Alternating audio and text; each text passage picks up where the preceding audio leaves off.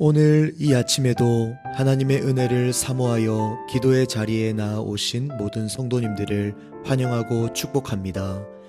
오늘 우리에게 주신 하나님의 말씀은 구약성경 스가랴 8장 1절에서 13절까지의 말씀입니다. 만군의 여호와의 말씀이 임하여 이르시되 만군의 여호와가 이같이 말하노라. 내가 시온을 위하여 크게 질투하며 그를 위하여 크게 분노함으로 질투하노라. 여호와가 이같이 말하노라. 내가 시온에 돌아와 예루살렘 가운데에 거하리니 예루살렘은 진리의 성읍이라 일컫겠고 만군의 여호와의 산은 성산이라 일컫게 되리라. 만군의 여호와가 이같이 말하노라. 예루살렘 길거리에 늙은 남자들과 늙은 여자들이 다시 앉을 것이라. 다 나이가 많으므로 저마다 손에 지팡이를 잡을 것이요. 그 성읍 거리에 소년과 소녀들이 가득하여 거기에서 뛰놀리라. 만군의 여호와가 이같이 말하노라. 이 일이 그날에 남은 백성의 눈에는 기이하려니와 내 눈에야 어찌 기이하겠느냐. 만군의 여호와의 말이니라. 만군의 여호와가 이같이 말하노라. 보라, 내가 내 백성을 해가 뜨는 땅과 해가 지는 땅에서부터 구원하여 내고 인도하여다가 예루살렘 가운데에 거주하게 하리니 그들은 내 백성이 되고 나는 진리와 공의로 그들의 하나님이 되리라. 만군의 여호와가 이같이 말하노라. 만군의 여호와의 집 곧 성전을 건축하려고 그 지대를 쌓던 날에 있었던 선지자들의 입의 말을 이날에 듣는 너희는 손을 견고히 할지어다. 이 날 전에는 사람도 삭슬 얻지 못하였고 짐승도 삭슬 받지 못하였으며 사람이 원수로 말미암아 평안히 출입하지 못하였으니 내가 모든 사람을 풀어 서로 치게 하였느니라. 만군의 여호와의 말씀이니라. 이제는 내가 이 남은 백성을 대하기를 옛날과 같이 아니할 것인즉 곧 평강의 씨앗을 얻을 것이라. 포도나무가 열매를 맺으며 땅이 산물을 내며 하늘은 이슬을 내리리니 내가 이 남은 백성으로 이 모든 것을 누리게 하리라. 유다 족속아, 이스라엘 족속아, 너희가 이방인 가운데에서 저주가 되었었으나 이제는 내가 너희를 구원하여 너희가 복이 되게 하리니 두려워하지 말지니라. 손을 견고히 할지니라. 아멘. 오늘도 하나님의 말씀을 통하여 깨닫는 은혜가 있기를 사랑하는 주님 이름으로 축복드립니다. 살다 보면 누군가 날 붙들어 줬으면 하는 때가 있습니다.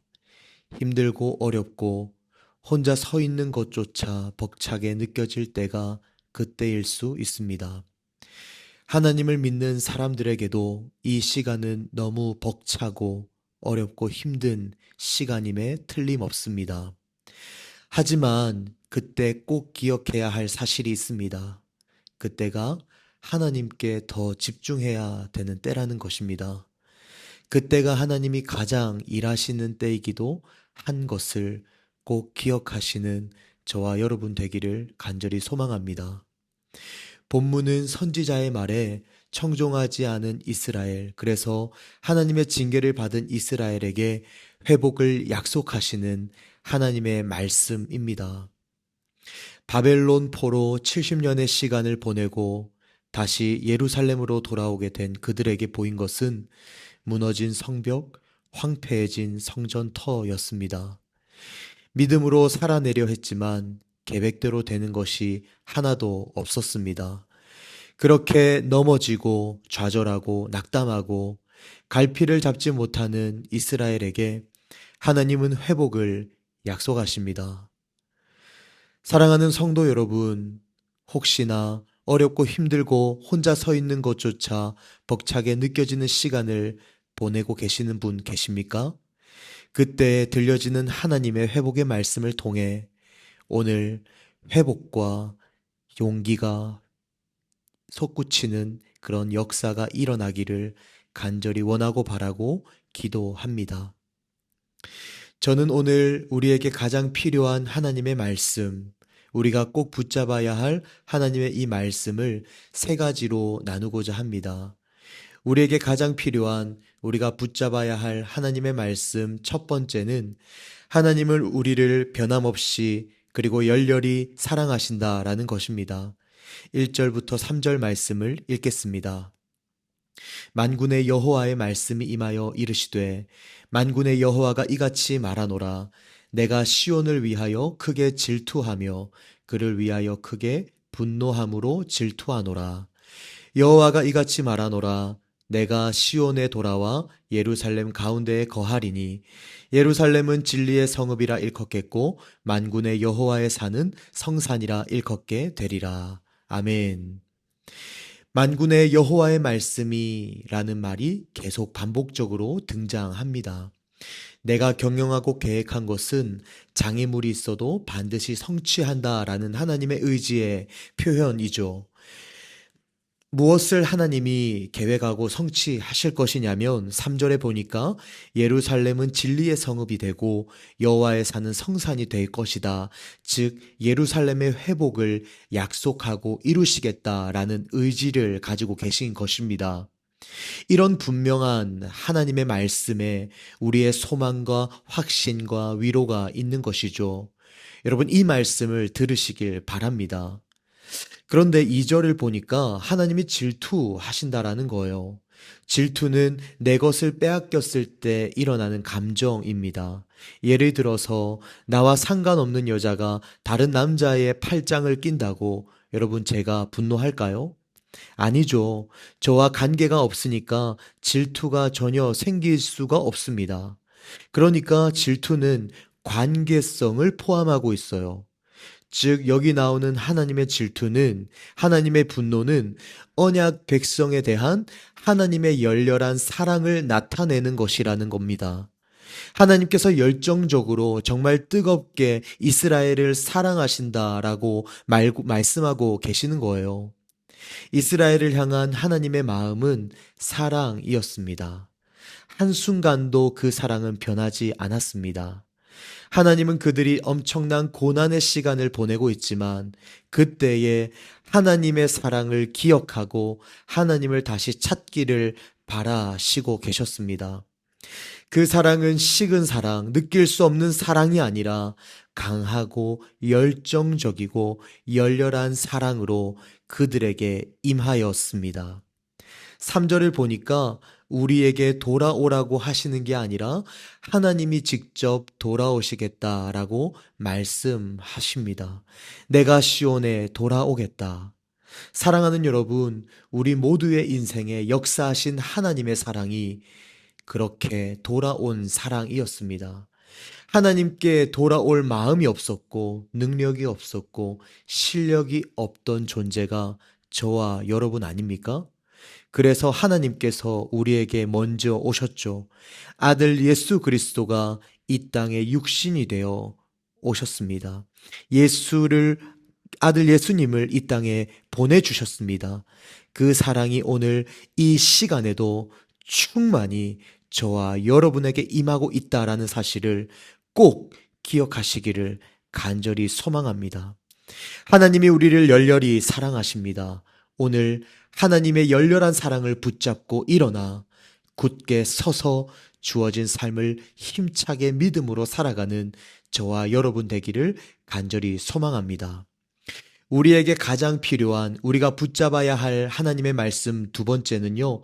하나님께서 반드시 회복의 역사를 이루실 것이다 라는 겁니다.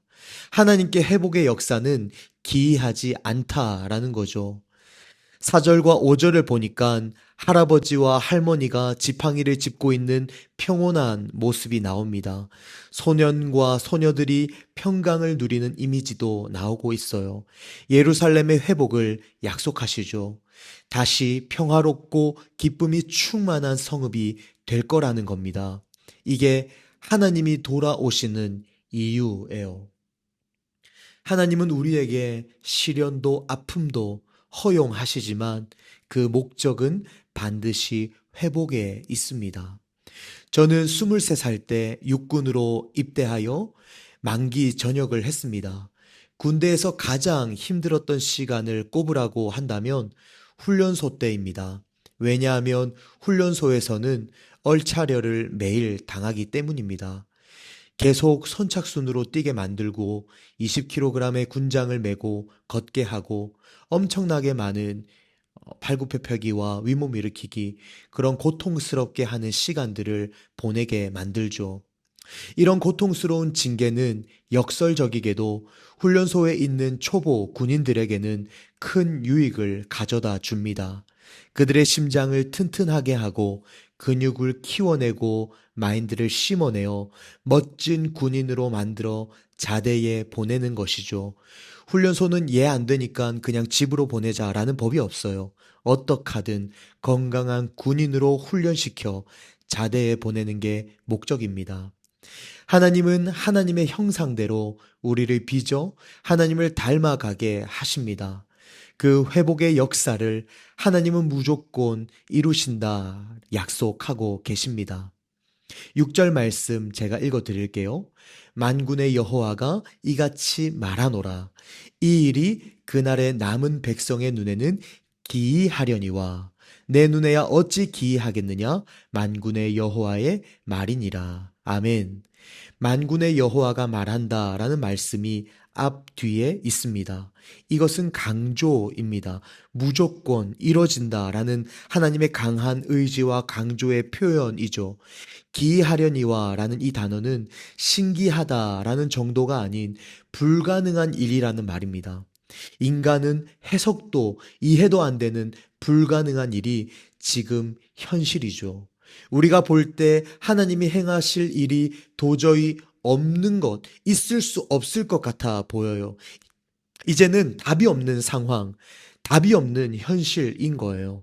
그런데 본문은 말합니다. 아니라는 거예요. 아들을 내어주신 하나님에게는 불가능한 일이 없다라는 겁니다. 너희 눈에는 이게 신기해 보이고 불가능해 보이지만 나는 너희를 열렬히 사랑하는, 그 열렬히 사랑하는 예수 그리스도를 보내주신 그 사랑보다 더한 것도 할 수 있지 않겠느냐라는 겁니다.